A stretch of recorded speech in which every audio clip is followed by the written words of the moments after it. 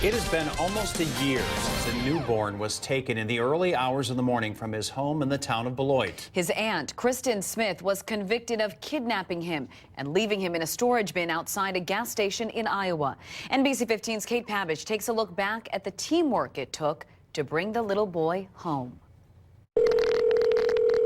They say there are days you never forget. Pratt County 911, where's the emergency? This is the story of one of those days.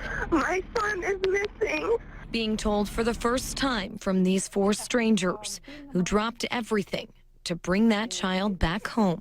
Being a mom, it makes it difficult. Our report that we took shows the average was -10 on that day. Nobody was complaining about being tired or worried about, everyone just had one focus and one mission. Find anything that a child could fit in and see if we can find this baby. Hysterics. Everybody was extremely upset. Officer Shannon Dykstra with Beloit Police was one of the first to the scene that morning. Disbelief at first.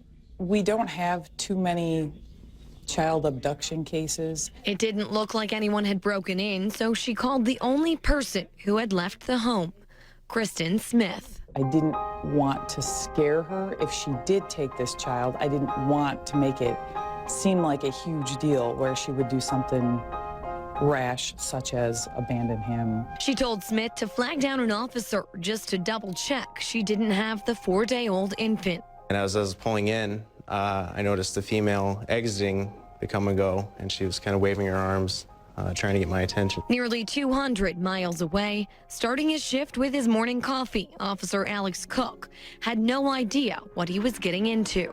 Not in a million years, no. After searching the car and finding no Kayden, Cook arrested Smith on a separate warrant.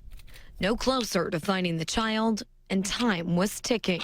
Before the sun had even risen, Town of Beloit police called in the FBI. He called me directly to say, this is what we have. Is there anything you can do to help us? I think we're going to need some outside help. Calling on hundreds of officers, deputies, troopers, detectives, and agents across the Midwest. Going on the only lead they had, the search was narrowed to following Kristen Smith's footsteps along I-80. We knew Kayden was only 5 days old.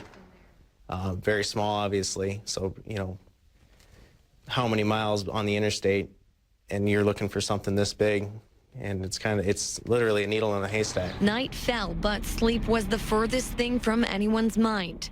The pressure was rising as temperatures were dropping. Whether he was alive or not, that we needed to find him, just for the family. West Branch, Iowa. We're just slightly under 2,400 people. It was a town not known for much. President Herbert Hoover is buried here. But it was a special visitor last year. Oh, yeah, people still come and ask about it. Who changed all of that. Like, this is the gas station. They found the baby from Wisconsin. Missing 28 hours. Police Chief Mike Horahan refused to take his day off, despite the morbid task of searching through dumpsters and ditches. Our hopes were dwindling. Horahan and Cook started their search at the BP in West Branch, Iowa. Cook took the dumpster, and Horahan says a storage bin sitting outside the gas station caught his eye. I had an uneasy feeling. When I was opening the container, I felt that I was opening a casket. He says it was the smallest of noises that made him freeze in disbelief. You could have knocked me over with a feather. I just couldn't believe what I was hearing. It was Kayden. Some would call it the work of a miracle. Others say it's just pure dumb luck. You never quit. You never quit looking, and that's one thing I continue to learn from this case is you never give up. 30 hours, no food in the bitter cold temperatures.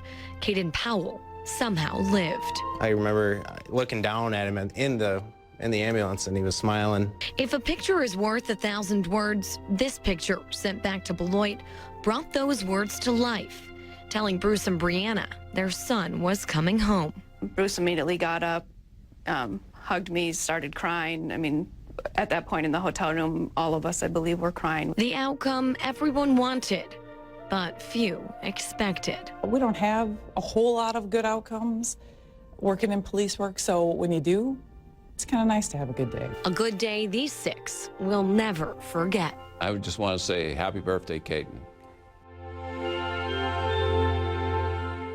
And Kayden turned 1 yesterday. He celebrated Sesame Street style. He took no time getting the cake all over his face. His mom says he's a bright and happy boy.